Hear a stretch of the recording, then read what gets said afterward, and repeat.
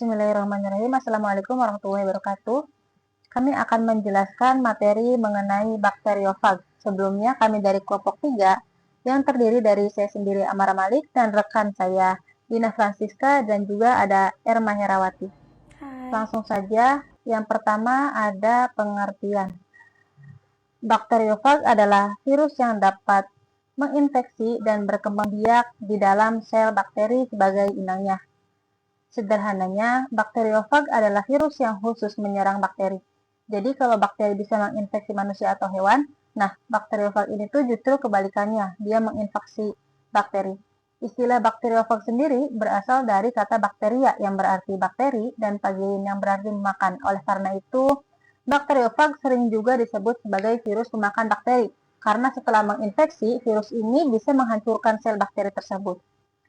Bakteriofag juga termasuk parasit obligat intraseluler, artinya virus ini tuh tidak bisa hidup sendiri, ia hanya bisa hidup dan berkembang biak di dalam sel hidup, khususnya di dalam sel bakteri sebagai inangnya. Lanjut slide yang kedua, yaitu ada ciri-ciri bakteriofag. Ciri yang pertama yaitu ukuran bakteriofag sangat kecil, sekitar 20-200 nanometer, sehingga hanya dapat diamati menggunakan mikroskop elektron. Lalu dari segi struktur tubuh, bakteriofag itu umumnya terdiri dari kepala dan ekor, dan ada juga leher. Pada bagian kepala terdapat kapsid. Jadi kapsid adalah lapisan protein yang membungkus materi genetik virus. Fungsinya untuk melindungi DNA virus dari kerusakan dan juga membantu menjaga bentuk kepala virus. Di dalam kapsid terdapat asam nukleat atau DNA. Bagian ini merupakan materi genetik virus. DNA berfungsi untuk membawa informasi genetik yang nantinya akan dimasukkan ke dalam sel bakteri dan digunakan untuk mengendalikan sel bakteri agar membuat virus-virus baru. Selanjutnya pada bagian ekor, terdapat yang pertama ada selubung ekor. Selubung ekor itu berfungsi sebagai alat penyuntik. Saat virus menempel pada bakteri, selubung ini akan berkontraksi sehingga membantu mendorong DNA virus masuk ke dalam sel bakteri. Lalu ada serabut ekor. Serabut ekor itu berfungsi untuk mengenali dan menempel pada permukaan sel bakteri. Bagian ini membantu virus menemukan inang yang tepat sebelum proses infeksi terjadi. Selanjutnya ada lempeng dasar. Lempeng dasar adalah bagian penghubung antara ekor dan serabut ekor. Fungsinya untuk menjaga virus tetap menempel kuat pada sel bakteri pada saat proses penyuntikan DNA berlangsung. Lalu ada jarum penusuk. Jarum penusuk berfungsi untuk menusuk atau melubangi dinding sel bakteri, sehingga DNA virus dapat masuk ke dalam sel bakteri. Lalu ciri yang ketiga ada bentuk bakteriofag itu sangat beragam. Ada yang berbentuk seperti huruf T, ada yang berbentuk filamen atau seperti benang, dan juga ada yang berbentuk bulat atau polihedral, tergantung pada jenis virusnya.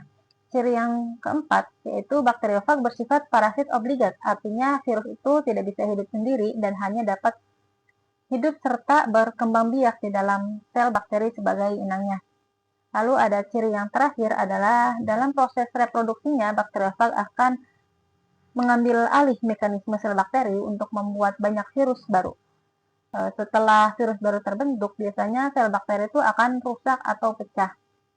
Di sini juga ada beberapa contoh gambar bentuk dan struktur virus. Misalnya ada gambar struktur bakteriofag yang memiliki kepala dan ekor. Kemudian ada virus yang berbentuk batang seperti contohnya tobacco mosaic virus. Serta beberapa contoh bentuk virus lain yang menunjukkan bahwa virus memiliki struktur yang berbeda-beda. Lanjut ke materi bakteriofag yang ketiga, yaitu tentang siklus hidup bakteriofag. Jadi bakteriofag itu memiliki dua jenis siklus hidup. Yang pertama ada siklus litik dan yang kedua ada siklus lisogenik. Pada siklus litik, bakteriofag pertama-tama akan menempel pada sel bakteri, lalu memasukkan materi genetiknya ke dalam sel tersebut. Setelah masuk, virus akan mengambil alih sistem kerja sel bakteri untuk membuat banyak virus baru. Virus-virus baru ini kemudian dirakit di dalam sel bakteri, dan pada tahap akhir, sel bakteri akan pecah atau lisis, sehingga virus-virus baru keluar dan bisa menginfeksi bakteri lain. Sedangkan pada siklus lisogenik, bakteri genetik virus tidak langsung menghancurkan sel bakteri. Sebaliknya, DNA virus akan bergabung dengan DNA bakteri dan menjadi bagian dari genom bakteri tersebut. Materi genetik virus ini bisa ikut bereplikasi bersama DNA bakteri saat bakteri membelah. Namun, pada kondisi tertentu, DNA virus tersebut bisa aktif kembali dan masuk ke siklus litik.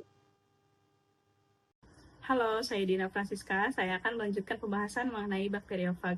Jadi, hal pertama yang akan saya bahas mengenai bakteriofag adalah tentang habitatnya. Nah, bakteriofag ini kan virus yang hanya dapat hidup atau berkembang biak di dalam sel bakteri. Nah, jadi keberadaan bakteriofag itu biasanya selalu berkaitan dengan tempat yang memiliki banyak bakteri. Contohnya itu kayak tanah. Nah, tanah ini kan salah satu habitat utama bagi bakteriofag karena di tanah itu banyak mikroorganisme, contohnya kayak bakterinya, terus jamur atau protozoa. Nah, tapi bakteriofag juga dia itu bisa mengontrol jumlah bakteri yang ada di lingkungan tanah. Lalu yang kedua, bakteriofag juga hidup di air. Nah, bakteriofag banyak ditemukan kayak di air sungai, terus air danau, air laut, bahkan air limbah. Tapi jumlah bakteriofag yang paling tinggi itu dia ditemukannya di air laut. Lalu yang selanjutnya, bakteriofag juga dia bisa hidup di tubuhnya makhluk hidup. Nah, contohnya kayak manusia atau hewan. Nah, jadi bakteriofag itu dapat ditemukan pada bagian yang memiliki banyak bakteri. Contohnya kayak di usus, terus di mulut kita, atau di permukaan kulit kita. Tapi bakteriofag ini dia juga berperan dalam menjaga keseimbangan mikrobiota. Lalu yang terakhir, nah bakteriofag juga hidup di lingkungan yang kaya bakteri. Nah, lingkungan yang kaya bakteri itu contohnya kayak di sampah organik, terus kayak di kotoran hewan, terus di lumpur dan air limbah. Jadi di tempat-tempat ini tuh dia kaya banget bakteri, bahkan ini tuh jadi habitat yang baik bagi bakteriofag. Lalu pembahasannya selanjutnya yaitu mengenai klasifikasi bakteriofag berdasarkan morfologi. Nah, secara umum bakteriofag ini dibagi jadi dua kelompok utama. Nah, yang pertama bakteriofag yang memiliki kepala dan ekor, lalu yang kedua bakteriofag yang tidak memiliki ekor. Nah, perbedaan utamanya dari kedua jenis bakteriofag ini ada pada struktur tubuhnya. Jadi, bakteriofag yang punya kepala dan ekor itu, dia pakai ekornya untuk menempel dan menyuntikkan materi genetik ke bakteri itu sendiri. Nah, sedangkan bakteriofag yang nggak punya ekor, dia itu punya strukturnya yang lebih sederhana. Jadi, dia itu nggak bakterinya tanpa menggunakan ekornya. Contohnya dari bakteriofag yang memiliki kepala dan ekor ada dari famili Myophiridae, terus famili Sipopiridae, terus ada juga dari famili Podophiridae. Nah, jadi di bakteriofag jenis ini itu ekornya dia berfungsi jadi jarum suntik yang membantu virus memasukkan materi genetik ke dalam bakteri. Lalu kalau contoh-contohnya dari bakteriofag yang nggak punya ekor ini ada dari famili Microviridae, terus famili Cortiviridae, dan sebagainya. Lalu pembahasannya selanjutnya adalah tentang contoh spesies dan peranan spesies itu sendiri. Nah, yang pertama, dia dari famili Myophiridae. Contoh spesiesnya itu Bacteriophag T4. Nah, Bacteriophag T4 itu dia menginfeksi bakteri Escherichia coli. Nah, jadi fagnya ini bekerja melalui siklus litik, jadi dia tuh bisa menghancurkan sel bakterinya. Jadi, Bacteriophag T4 ini dia sering digunakan sebagai model penelitian tentang replikasi DNA virus. Lalu yang kedua itu ada dari famili Sipopiridae. Contohnya dari famili Sipopiridae ini adalah Bacteriophag lambda. Phag lambdanya ini dia juga menginfeksi bakteri Escherichia coli. Jadi uniknya dia itu bisa menjalani dua siklus hidup. Jadi dia bisa hidup di siklus litik sama siklus lisogenik. Karena dia bisa hidup di dua siklus, jadi fag ini sering digunakan dalam penelitian genetika atau rekayasa gen. Lalu yang selanjutnya dia ada dari famili Podophiridae. Nah, contohnya itu kayak Bacteriophag T7. Nah, Bacteriophag T7 ini biasa digunakan dalam sistem ekspresi gen untuk menghasilkan protein rekombinan. Nah, jadi peranannya dia itu sering dimanfaatkan dalam penelitian tentang bioteknologi. Nah, ketiga famili ini dia akan termasuk bakteriofag yang memiliki kepala dan ekor. Selanjutnya, yang keempat yaitu dari famili Microviridae. Contoh spesies dari famili Microviridae ini yaitu Bacteriophag VX174.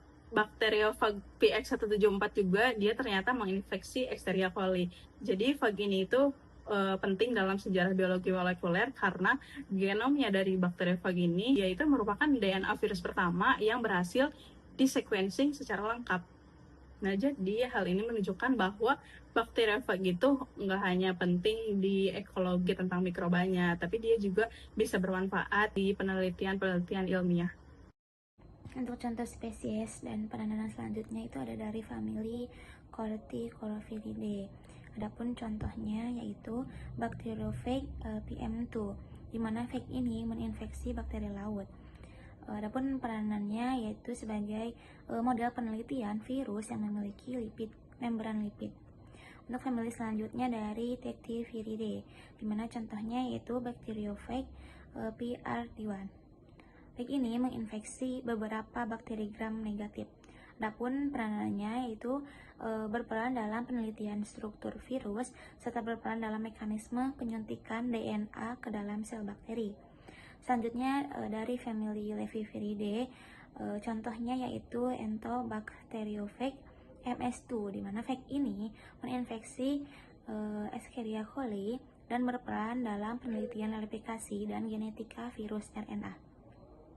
Untuk selanjutnya ada dari famili Cystophilidae dengan contoh spesies Bacteriophage V6, di mana phage ini menginfeksi Pseudomonas syringae dan berperan sebagai model penelitian virus RNA bersegmen yang memiliki selubung atau envelope. Untuk contoh spesies selanjutnya dari famili Noviridae yaitu Bacteriophage M13, di mana phage ini menginfeksi Escherichia coli dan berperan dalam teknologi phage display, berperan juga dalam penelitian bioteknologi serta dalam rekayasa genetika.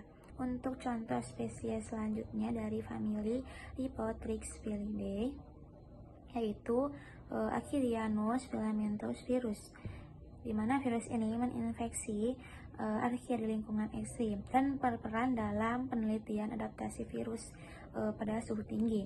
Untuk contoh selanjutnya dari famili Plasmaviridae, contohnya yaitu Acholeplasma phage L2, di mana phage ini menginfeksi bakteri Acholeplasma. Adapun peranannya dalam membantu mempelajari interaksi virus dengan bakteri tanpa dinding sel. Untuk contoh spesies yang terakhir yaitu dari famili Fusilviridae dengan nama spesies Sulfolobus sapienduaceae virus 1 atau SSV1.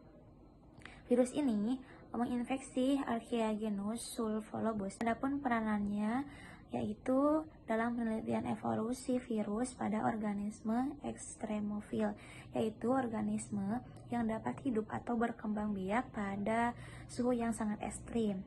Baik, maka dapat disimpulkan bahwa bakteriophag merupakan virus yang secara khusus menginfeksi bakteri dan hanya dapat hidup serta bereproduksi di dalam sel inangnya atau sebagai parasit obligat. Nah, bakteriophag ini memiliki struktur khas serta beragam klasifikasi dan habitat yang umumnya kaya bakteri. Selain berperan dalam mengendalikan populasi bakteri di alam, bakteriophag juga memiliki manfaat penting dalam penelitian biologi molekuler, genetika, dan bioteknologi. Baik, sekian yang dapat kami sampaikan. Terima kasih. Wassalamualaikum warahmatullahi wabarakatuh.